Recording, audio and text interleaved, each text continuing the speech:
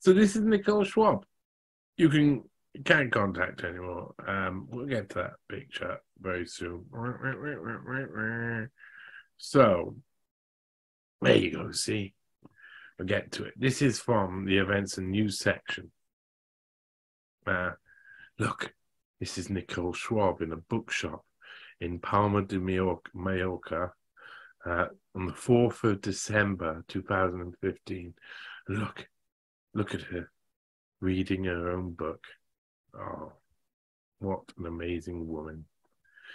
Nicole, this is Reader's Review. Nicole, this is the book many of us have been waiting for.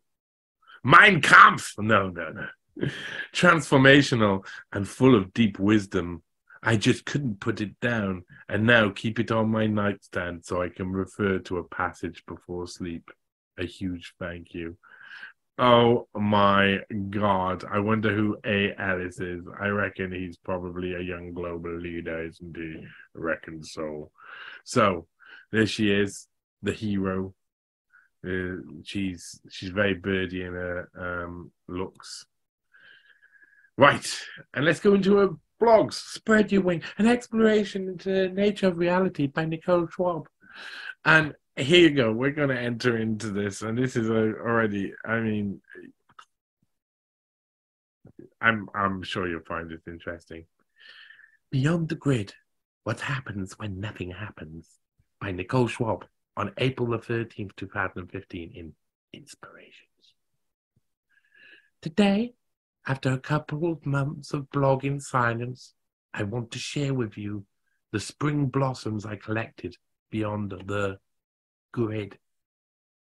Beyond the real grid, into which our houses are plugged, which provides us with our electricity, our heating, our water, etc., but also beyond the more subtle grid, onto which we project our lives. Matrix fans will know what I'm talking about. No, I don't think she's seen The Matrix. I've seen The Matrix on multiple games. I mean, when that movie came out, I bought it off Giuliano Leonardo Giuseppe Caramella from the Hilton days when I worked in the Hilton. It was 1999, 2000. He was selling pirated VHS out the lockers in work in the Hilton Cardiff, and I bought The Matrix before it came out on video. Whoa. And I watched it over and over again, and I was like, oh my God, like everybody else. But but also beyond the more subtle grid onto which we project our lives. Matrix fans will know what I'm talking about. I don't think she's seen The Matrix. I think she's just speaking out of her arse, and she does most of the time. I don't think she does her research. I don't think she's a very intelligent woman. So let's start with the real grid. Why, you may wonder, would anyone with a choice decide to live without the modern amenities that we have come to take for granted? Why live away from it all, surrounded by the sounds of nature? Earth.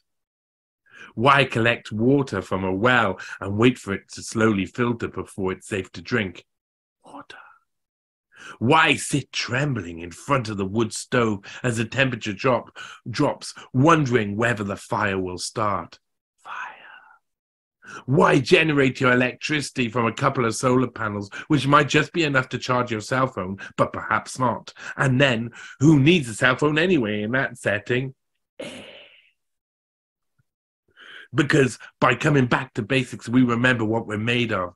Earth, water, fire, air. Yes, Nicole Yankovic. Slip of the tongue, Freudian. I was thinking stupid, and I thought Nicole Yankovic. Who would know? Well, Nicole Schwab. By stripping away all that we know, we see where we have come from. We come to appreciate that which we take for granted and understand where we have gone astray. We have been gifted with such abundance. And in our modern lives, where many of us don't need to worry about how we will keep ourselves safely sheltered, warm, fed, and hydrated, we have so much time on our hands. Yet, so much time to be fully creative. And yet, what have we done with this time? This time that is a pure gift. Now, I'm not going to read all of that there. Gosh, she goes on a tiny bit. I mean, that is wishy-washy nonsense. But ask yourself a question. Okay, we have been gifted with such abundance. Now, their narrative is that we don't have enough resources, we don't have enough, and we got to cut down because of all of this stuff. Hers is, why do you need all of this stuff? When we've got things, water, and we can do whatever, and we could charge up with solar panels, but why bother? Because we're out in the middle of nowhere. You know, it's quite nonsensical, but it also kind of goes away, this idea, oh, we are gifted with such abundance. That's not their narrative. I find that very interesting. Nicole Schwab is obviously, as you see, not quite like her father, and is a bit wishy-washy, one would say. From Apathy to Empathy and Beyond by Nicole Schwab, September the 5th, 2014. Fire! That's what the photo is. Will you dare to feel? This morning, I spent some time looking at the Global Forest Watch's map of deforestation, witnessing where trees had been chopped down, identifying the last stretches of dark green, the intact forest landscapes cloaked in magic and mystery that we have not reached yet, spotting hundreds of active forest fires, exploring land uses and concessions without and within protected areas. Sobering statistic flashed by. 230 million hectares of tree cover have been lost since the year 2000. Images of smoke and flames, the acute knowledge that we are relentlessly cutting into our very lungs. And yet, somehow, when we gaze into the massive information provided through the virtual world, our senses become blunted. After all, forests still cover 30% of the landmass of the planet. If we can survive on one lung instead of two, why worry? It's some stupidity about this. I mean, number one, she's straight in. No kidding. Oh, look, deforestation. I'm looking at this Global Forest Watch's map of deforestation, and oh my God, witnessing the chopping down fires. Oh my God, terrible. 230 million hectares of tree coverage have been lost since the year 2000. Yet still, it's 30% of landmass of the planet is forests. Okay. And there's apparently forests that we've never, last stretches of green, intact forest landscape cloaked in magic and mystery that we have not reached yet. So at the same time, she's saying, "Oh, look, all these fires, and we're losing all our forests. Yeah, we got all of this forest, but look at all the bad stuff." And this is very much Nicole Schwab. She's trying to marry up the two. She's obviously trying to brand herself as someone who, and she thinks this will work. I think she thinks this will work. She's covering in these areas. Olivier Schwab and Klaus Schwab can cover feminism and get laughed out a lot of the time with environmentalism. So they get people like Greta Thunberg in to speak and tell everybody off about it, don't they? That's what she's there for. That's why she gets invited. That's why she gets put center stage. Look at what we're doing. We're the movers and shakers. It was at Davos that Greta Thunberg said this or that. Well, Nicole Schwab's already trying to put herself into that position. And so we move on to the next piece of news, bad news. Images of polar bears desperately clinging to a lone piece of drifting ice. Now, I remember that picture coming up, and later on it being discovered that, well, polar bears, when their season's over, sometimes starve to death and die. That's normal. Has happened since the dawn of time. The ice gets too much, and they can't fish anymore, and they starve. That's how the circle of life goes. You know, sometimes polar bears desperately clinging onto a lone piece of drifting ice and don't have any food and haven't got enough energy, have not stored enough energy to actually fish for more and are too old and all of these things. So that is actually normal. But I remember at the time there was this one picture where it was like this starving polar bear on a sheet of ice, and they were like, "Look, this is what global warming looks like." It was put out like that, and it's a lie. I mean, this is a lie. The world is a harsh place, especially for animals and within nature. It's harsh. It's relentlessly harsh. It has been since the dawn of creatures, since creatures first started. Even microbes get it hard. Coral reefs bleached into oblivion.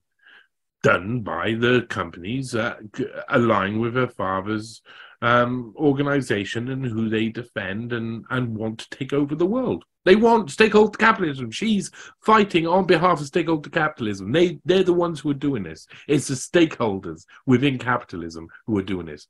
Bloodied shark fins hanging on a line. Aim at China, why don't you?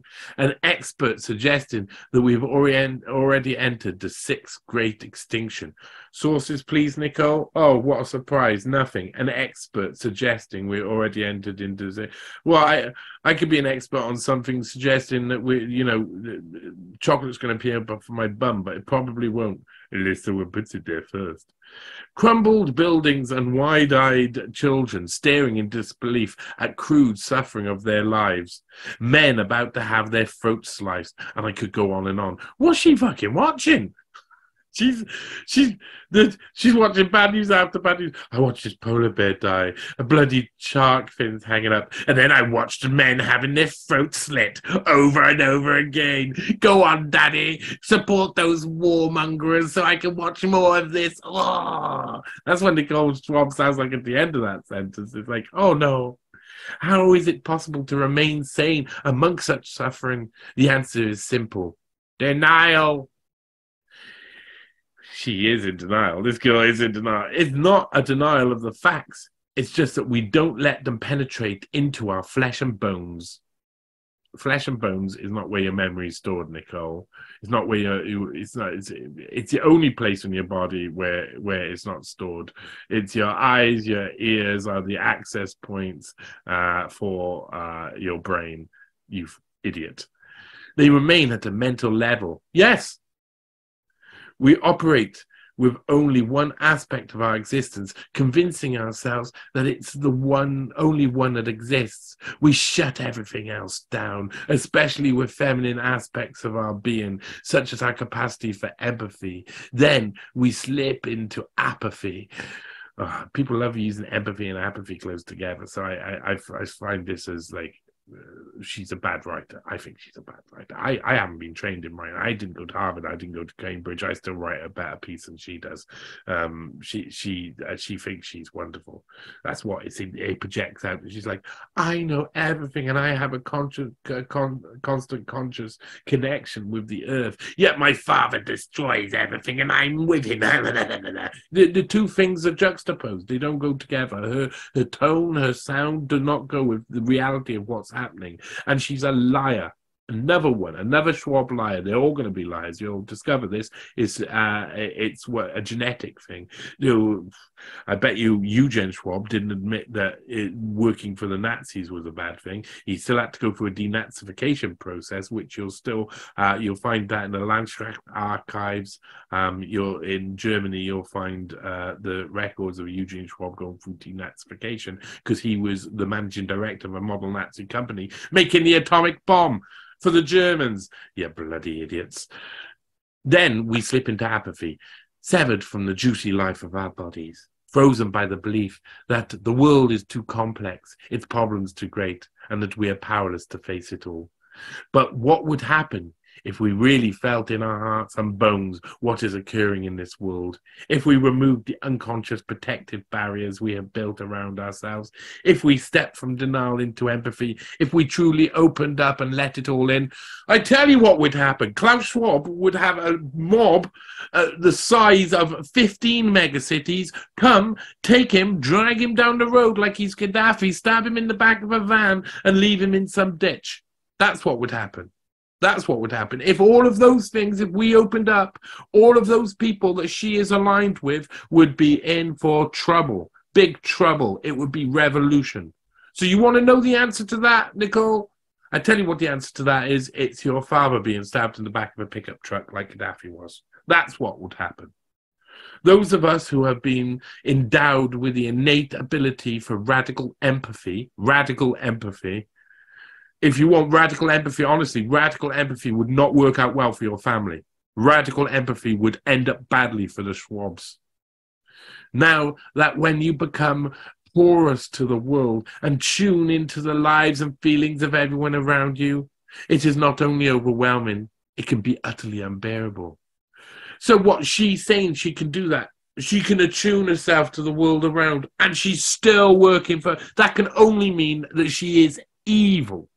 Evil, because she knows the pain that is being caused by these people, and she's inflicting it, and she can feel all of it. She can feel. That's what she's saying. If she can feel all of it, then she's evil. Those of us who have been endowed with the innate ability of a radical empathy, those of us, we're special. We can understand better than other people can understand. Sie Kyle. Yes, mein Führer. Unless we go one step further, empathy is not enough, but it is a starting point. There is more. It is a more that stems from our coming into wholeness, embracing our bottomless capacity for knowing the world through our bodies, spreading our roots into the soil and connecting with life in all its forms, anchored in the felt experience that we are all one and the same. You can't feel that in one of your dad's megacities. You can't feel that when you don't own your own home and you have no soil.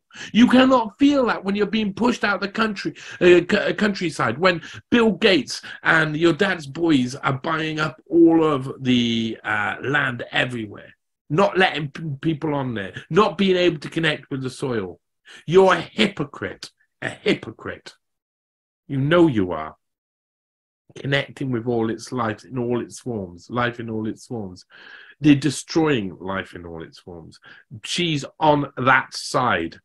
She is on that side. She is unbearable.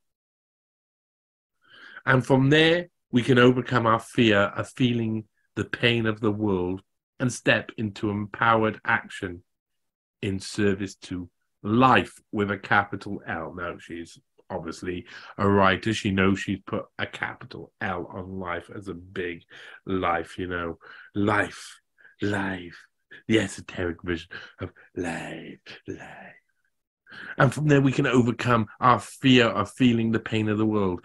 That sounds a bit like when the Emperor turns Darth Vader to the dark side and he lets go Anakin. And Anakin's like, oh, okay, I've let go of all of that, and I just don't feel the pain of the world, and so now I can do whatever I want and hurt people. That's what it sounds like. That's what it is like. These people. What we know is that we will end up with many more unemployed,